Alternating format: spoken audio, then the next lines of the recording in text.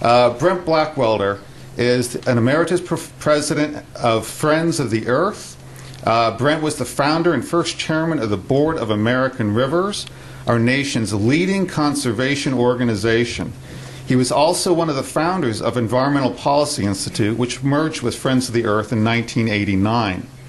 Brent has testified before Congress on pressing environmental issues more than 100 times.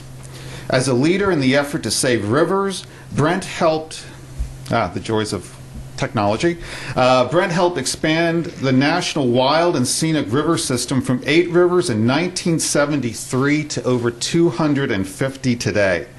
He has also worked to eliminate over 200 dams and other water projects that would have destroyed rivers, wetlands, wildlife, and areas of specific scientific value. Brent graduated summa cum laude from Duke University and received his master's in mathematics from Yale and a PhD in philosophy from the University of Maryland. So join me in welcoming Brent Blackwelder today.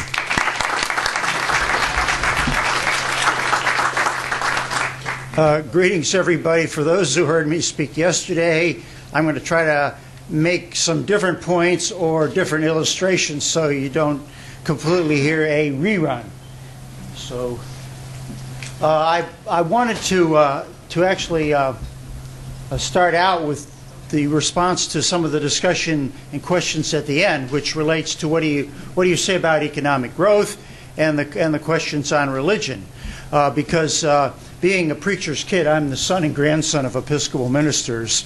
I've got quite a few perspectives there, but I did like the picture of Moses there. It reminded me of someone said, well, what about that really liberal Episcopal church?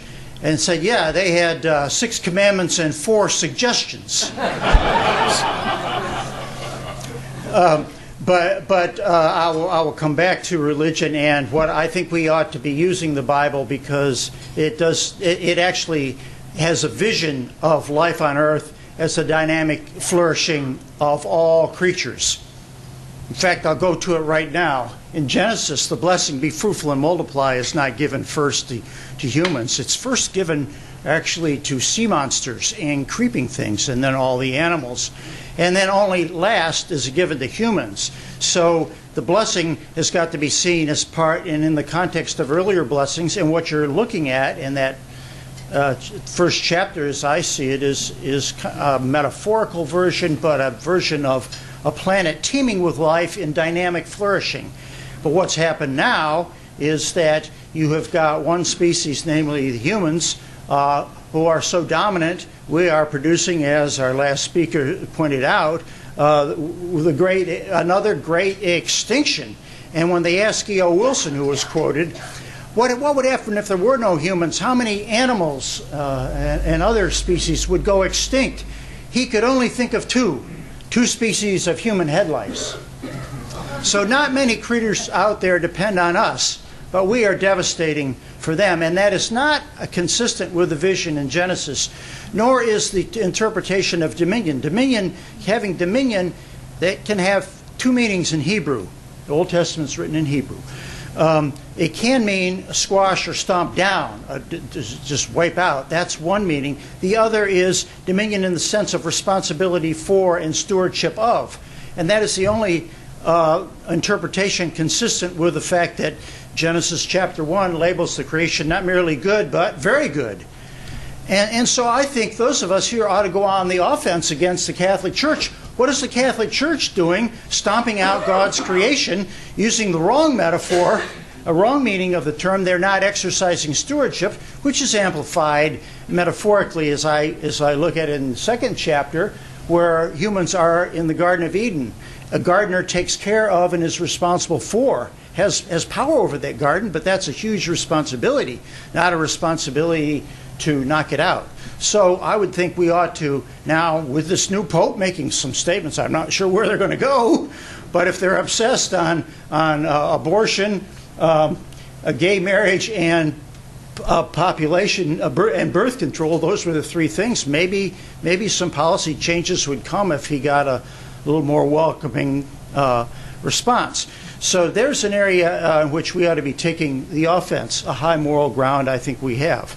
Now, I want to move into the question of true cost economy because having retired from Friends of the Earth, Randy Hayes, who founded the Rainforest Action Network, and I set up this group, Foundation Earth, and we've been putting out scorecards on nations. We just we did one on Brazil, which was the host of the sustainability meeting, the 20th anniversary, and we did a scorecard on Brazil. And now we've just releasing one on Canada. We're trying to get 16 measures in 3 categories: economy, ecology, and equity. And one of the 16 we're putting in one category is population and empowerment of women, because we fully agree with the commenter earlier. If we had women empowered, dramatic changes would take place. But that's a big order, and I want to go back to, in the economic policy, because so many things are sending economic signals to go in the opposite direction, and they still remain here and largely so worldwide. But we also put in this scorecard, we have carrying capacity. Now, in most of the categories, we found at least some nation that was doing something different and of interest. And the gross national product, which is mentioned, for example, as an indicator, because that really is supposed to be a measure of well-being. But what does it measure? It measures how fast you're smashing down and commandeering natural resources and turning them into waste. It's the throughput, and it counts as positives all these things that we think are horrendous, all these harms, because the expenditures occur. This is a terrible measure.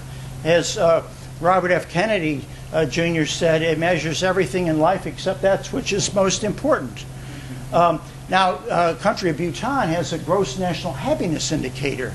So some countries are thinking about things on the scale, but we could not, in the category of carrying capacity, which is intimately connected with everything we're talking about here, we could not find any country to give any real credit to on that indicator. So these are available on the website, and I have a few copies here if anyone's interested in following that.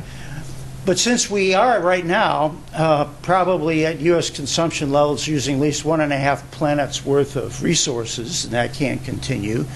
But if everybody in the world consumed at the U.S. level, we'd need 4 planets ongoing, and that's that is so much overshoot, it's almost unbelievable. So Randy Hayes and I were thinking, what is the conventional global economy running now?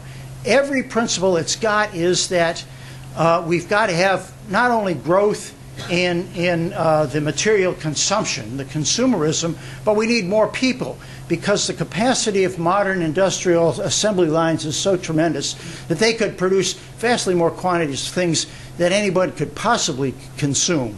And so how do you get at something that's sending all the wrong signals if we hope as a civilization to be around very much longer? Well, the more we began to look at how the economy is being run, we find it's being run by not telling the real ecological price tag on any of the products we buy. Well, if you're not telling the true cost, and then the light went on, true cost. This should appeal across the board. We do not have a true cost economy. You are cheating when you externalize all your pollution damages. And we are actually cheating the economy if we think that we're going to be better off by having greater populations anywhere. I know of no problem that's facing the world today that's made easier to solve by having more people. That's just a scientific fact. And so the question is, how can you change something as potent as the global economy? Is this just a wildly speculative dream, or can you get at it? Well, I think at least Randy and I are determined to spend the rest of our lives changing all those economic signals so that instead of rewarding all the things that are destroying the carrying capacity of the planet, we're doing things that restore it and enable a civilization to thrive and prosper in cooperation with the thriving of all of nature. So what came to mind was the economist Kenneth Boulding, more than a half century ago, said we are running the planet today on what might be called cowboy or frontier economics. We're treating it as if there's no limits. We just keep moving to the west and there's more trees, there's more land to plow, there's no shortage of cropland, there's no shortage of water, whatever. We find whatever we want and just keep going. Contrast that with a spaceship. If you're on a spaceship, you think you could stay up there a week if you are constantly renewing your water and food supplies, the air you breathe? How are you going to deal with waste and so forth? You are dead in the water in short order in space if you are not keeping all those things constantly renewing themselves. But everything we're doing today is wiping out those ecosystems that are the life support system for all life on the planet. And population growth, what? We are in space. Well, the vision, one of the things that helped at least us to conceive our place, and it's not as easy. We're not going to just pop next door to find a planet that's hospitable. As you look back, the blue planet from space, we are an oasis of livability. And it just seems as though we do not have any leaders that are speaking forcefully to all of the scientific evidence that's been presented here at this session. And I'm going to add a few more because I want to explain a little bit more about some of the economic things that we can do. But then I want to say that I think sometimes we can benefit from using the Chicken Little scare. But if that's all we use, then that's turn off. We need some little engine that could stories to motivate people. Despair can be our worst enemy. But so one of the things I want to relate to is the question of what happens with population growth, and then climate comes along and puts everything on steroids, all these trends. What's that going to lead to? And then that comes into a lot of other issues. But to stay with the economics for a change, so if you want to move from our throwaway society that's run on cheater economics, and a lot of it's also run on, you might say, casino economics, because a whole batch of money now is being earned and then lost, but not producing any productive, useful products or services. It's just throwing money might say, at a roulette table or whatever. You're really incredible, but that is just dominating the flows, and it and manufacturing have flipped from the percentage of the economy. The manufacturing used to be maybe 30% half century ago, and financial sector was 10 to 12%. Now those are two flipped. Well, this is crazy. I mean, we're not supposed to be living on a planet that we're playing roulette on. That's a fun occupation, but it's not for the life of everybody. But that's sort of we getting away from the cowboy economics. We don't want to end up in casino and cheater economics, but that's what we're doing. So one of the ways of getting there, we thought, is if the Securities and Exchange Commission forces all companies that report to it to disclose their externalities. Just list them. There's a precedent for that because in the Dodd-Frank piece of legislation, companies are supposed to disclose any conflict minerals in their supply chain. Now, conflict minerals, you can see them in places like the Congo with cobalt and zirconium and these others. If these conflict minerals are in your supply chain, you reveal them. Well, why not get bigger pollution externalities ought to be revealed, and then maybe you might think of a different way of doing things. Okay? And I believe that if you look at context, policies that promote more population growth instead of doing the reverse are also imposing huge costs. So I liked the presentation that Stuart gave to start, because in his set of principles he was looking at the tax code. Why do we have a tax code that rewards things that are going to harm not only our life here in the United States, but they're going to harm the entire world? The entire world should not be incentivizing things that are not that are going in the opposite direction today. That's what the tax code does right now for pollution. If you are a polluter, you should look at how many special tax breaks and write-offs and so forth that you have that are not available to other businesses. So we know how loaded the tax code is. The tax code is incentivizing the throwaway economy. Anybody who's trying to do recycling and reuse is penalized. You ever try to get a product repaired today that would involve more jobs? No, it's cheaper to buy something new. Why? Only because the tax code is written in such a way that it rewards the extraction of raw materials. And you swim against a billion subsidies just if you're trying to go and do something different. That's crazy. So that is not true cost economy. True cost economy is, I think you can start to see, is comprised of a lot of things. And if we can go after them in a number of ways, then I think we can start to get away from it. The one other element I want to mention here, because it ties into some of the things that we see now in immigration. Immigration, not just from across our southern border, but you can see the immigration pressures coming all over the world on countries, and I'll get to that. But as I look at trade agreements, the way they're written, they pretend to be free trade agreements, but they aren't. I mean, if you actually looked at the Uruguay round of GATT, the agreement on tariffs and trade, that's the one that created the World Trade Organization. The U.S. was mandated, this was done back in the mid-1990s, we're mandated to import milk. Well, in the 1990s, we still are. We're swimming with milk. We don't need to import it. These are not free trade agreements. These are corporate managed trade agreements which have a very narrow set of beneficiaries that can move their labor force anywhere they want and make the same products or sell in the same markets. But how is it relevant in the case of Mexico? One of the things that it did was essentially put in provisions that allowed the agribusiness corn farmers to just kill the Mexican corn farmers. What happens if you no longer can make a living in rural Mexico?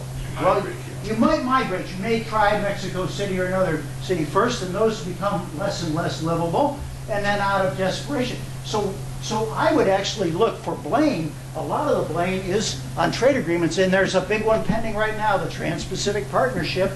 Watch out for it, and they want to get another one with Europe on the Transatlantic Partnership. This will pretend to be, it's like a rising tide. They always say this, now it's going to lift all boats, just like the rising tide. Baloney. 5 minutes remaining. I'm going to make it. So let's take a look hard at these, because the last thing we want to do is incentivize more. We can't take more. We've got to remove the incentives and put some disincentives in. Okay. So that's quickly on that one solution. Another solution is to look at empowerment of women. Now, I think that one of the things that I'm trying to do, I'm a board member of Gender Action. Elaine Zuckerman was the loan officer in Haiti for the Inter-American Development Bank. She saw hundreds of millions of dollars pouring into Haiti in the 1990s when she was there. And most all of it was going to men. What do men do? She found, they spent it on booze and cigarettes and prostitutes. Women at that time were heads of the family, heads of agriculture. Okay, are they getting anything? No. The project's all coming in. And this is especially true with these mega infrastructure projects the World Bank does to benefit Exxon, like the Chad-Cameroon pipeline. They go in with these projects, and they really undermine the life of women if it's not hard enough already. So rather than empowering women, they do the reverse. So if we looked at our foreign aid and global foreign aid, we ought to transform it so we are really making sure that the primary purpose is to empower women. So why then don't we have a policy here? One question's asked on any form of foreign assistance. Are women, as a result of this loan, grant, or whatever, going to be better off or worse off? If you can't answer that in the affirmative, you should not do that assistance. That's counterproductive assistance. So that is a newer take. I fully support all the other takes that have been mentioned on trying to empower women, but I think this one has not been thought about, and it could get larger if we try to transform what we're supposed to be doing. Now let's just shift to climate, because we are in an age, I like to use the word disruption or destabilization, because the climate's always changing, winter, summer, day and night, and so forth. that didn't work well. And Friends of the Earth member groups, when we were using global warming well in Scandinavia, said, well, that wouldn't be too bad if we got a little warmer. Well, maybe it wouldn't be if that's all it were. But we decided it's better to use a more descriptive term. But what you've got to think of is if you look at the connection of population and climate to food and water, what you see is that we were not in great shape on food and water even before we became aware of disruptions in the climate. Because we're losing land to erosion, we were over pumping groundwater. In other words, we were going way beyond carrying capacity. Now those have gotten worse. And what's happened with these weather disasters, 1900, from 1900 to 1970, they stayed below the 100 level. Since then, we're averaging out to 2010 or whatever for the latest figures. We're averaging over 300 of these very disruptive events that destroy governance. I mean, think how disruptive and costly just Hurricane Sandy here is in the richest country, hitting New York and New Jersey. They spent about $60 billion on trying to deal with that, the leftovers of that hurricane. Well, now we're spiking a few times in this century over 500. So you're going to be, if these continue, you see climate is going to be destabilizing the ability of governments to do anything, because if they're always busy with emergency relief, how are they going to do their regular provision of services? Then it would confirm that governments are hopeless, whereas at every level, when you think of it, governments at every single level are providing the structures for communication, for transportation, and so forth. We don't think about these because we are always in talk of size of government rather than what are the functions you want to serve and at what level are those best served.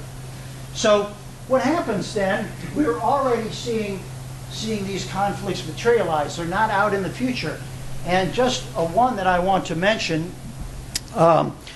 for you is the situation in Syria. Syria had a massive 5-year drought from 2006 to 2011.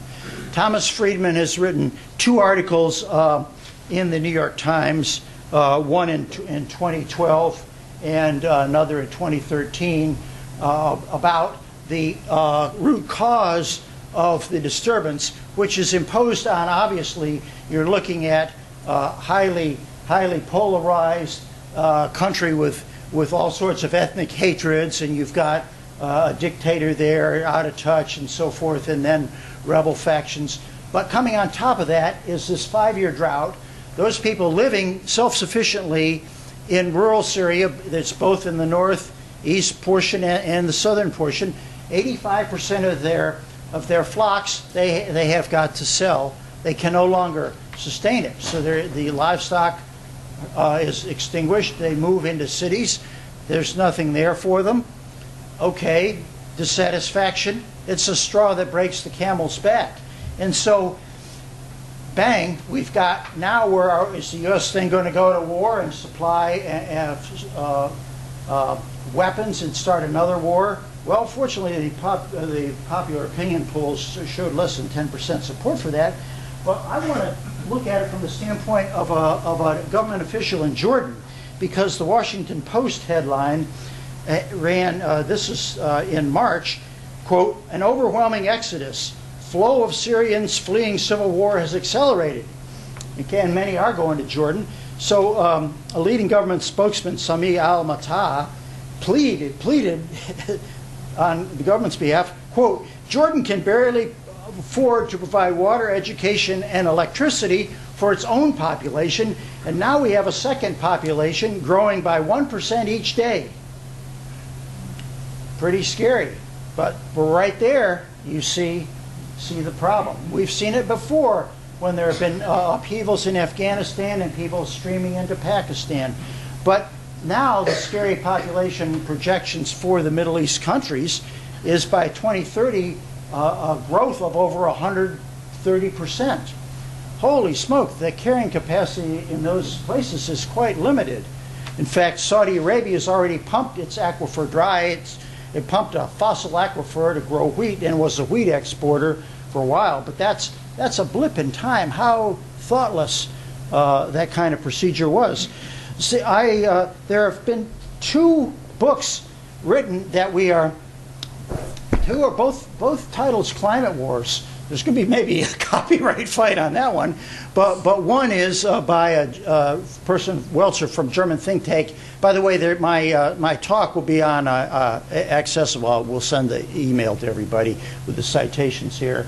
And this one by a Canadian, Gwen Dyer, he envisions various scenarios unfolding, and one that he particularly draws out is Pakistan, India. We know that the hatreds that have existed over time. We know the massive flooding on the Indus River that occurred in 2010. But he envisions, because of the treaties that have divvied up water, which is now only a fraction of what it can be, and that major river runs right through the heart of Pakistan, whose headwaters, by the way, are in the Tibetan Plateau, controlled by China, which is controlling the headwaters of the Ganges, the Brahmaputra, the Mekong, and the Salween, which runs through Burma. So there are pressures, and there's less water, and it escalates in this scenario that's laid out into India's convinced that it's got to put some troops on the border, and they've had some overthrows of government, and then Pakistan's worried, and then they move and relocate their nuclear weapons. And India thinks they better do a preemptive strike, but they don't get everything because a lot of it's been moved. So Pakistan immediately retaliates. Well, I found reading that's very believable, very filled with details. This is a precursor. I think we ought to be looking at and being familiar with those, because this might catalyze some behavior. Information still has some power with the populace, even less so with the public. But let me just stop there and see if there are questions.